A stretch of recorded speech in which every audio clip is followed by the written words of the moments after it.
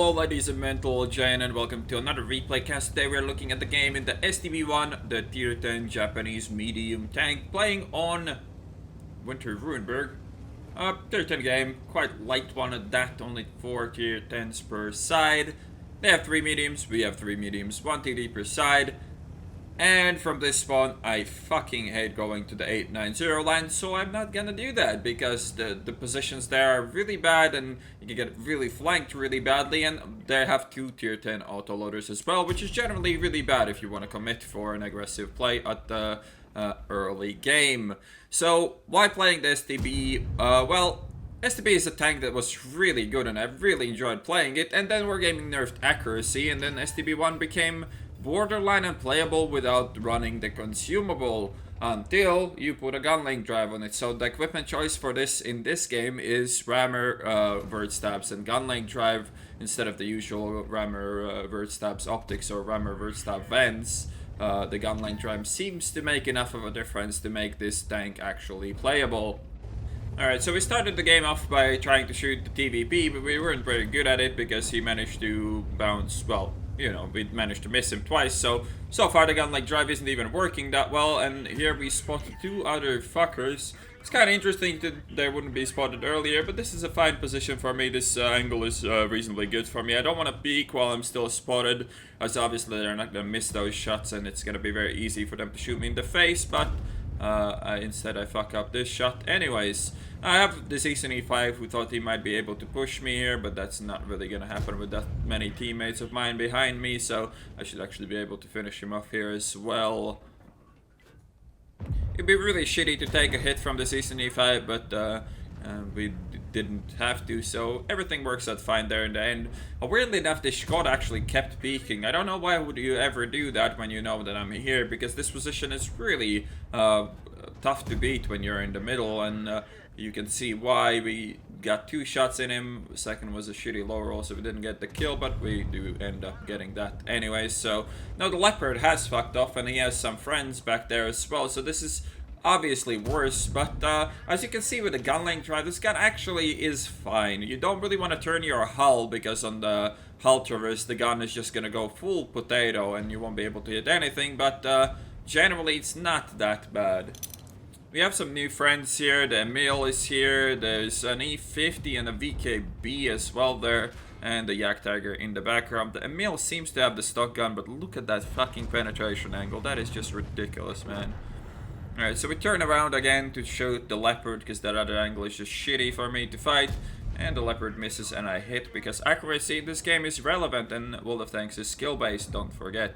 Now the Leopard isn't peeking me much, and I don't really want to peek this either, because the grill is still on top there somewhere. He could have relocated to get better shots on me as well. Alright, time to turn around and play with my other friends again. The Leopard peeks the IS-3, but I couldn't really do much about it. This is obviously not a good peek. There's so many tanks here. It will never really be good for me, but we need to start dealing with this. And while this tank isn't a brawler, I can always shoot my enemies twice for every shot they fire, unless they happen to have an autoloader, like the mill there. So that's a bit unfortunate for me. Now we're just kind of doing nothing, waiting maybe for the enemies to make some plays here. There is a bit too many tanks here, and the T10 isn't able to spot anything, and he gets picked up there, so yeah, not great. The mill is moving away, so we do peek the E50 and put a shot into his front as well there. And now that is a really annoying place to fight an Emil in. It's gonna be really awkward to get any kind of decent shots on him, as, you know, he can sit hull down.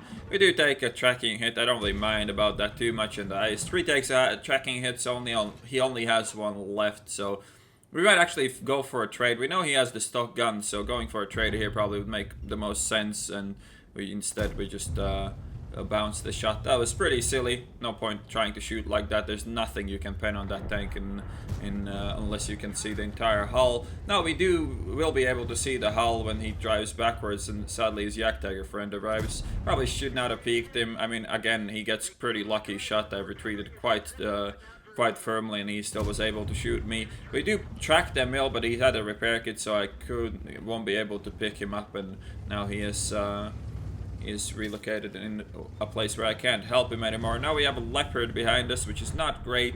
It does shoot the IS-3, and the IS-3 actually does get picked up by the mill, so IS-3 played alright in this game. He shielded me a bit as well, so can't really complain about his play. Sad to see him die there, actually, as he was a useful teammate there for sure. And now again, we are afraid of that gorilla, so we want to minimize the chances he will have to shoot me. So we're pushing out this batchet corpse, so we have a bit more cover. Not that it really make any difference, but who knows? Maybe it wouldn't. Somebody did end up missing me. I don't know why the fuck would the batchet peek me like this, but he does, and I get another free shot, so that's fine. The great thing about the STB-1 is how quickly it racks up damage. I mean, we are already at 5.5k, and like we only really took 2 shots for it as well. So doing reasonably well here, can't really complain. And now our batchet AP is pushing through the middle, so maybe he'll spot some of those people on the road there. So that's where I should be aiming. And there is the batchet, which we are able to pick up quite easily. And there's an STRV there as well. The gorilla actually has relocated to our side of the map, which is rather weird. Would have been really powerful to track that guy there, but my shot misses us. This gun isn't very good at shooting at this kind of range.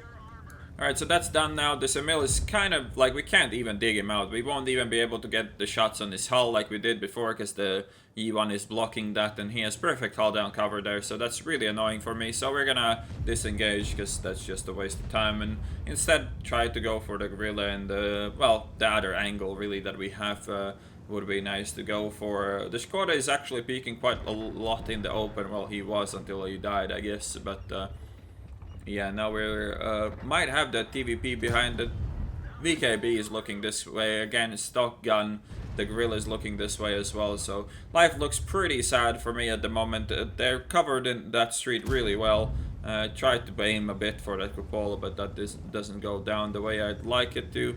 We know there might be a TVP coming from behind, and there he is. The SDRV though picks him up, and now once the mill starts pushing, we should be able to kill him quite easily. Leopard is not able to do it, but I sure as hell am. Not really sure why this batchet decides to do this, but I guess I'll just clean up the Yak Tiger as well while I'm at it.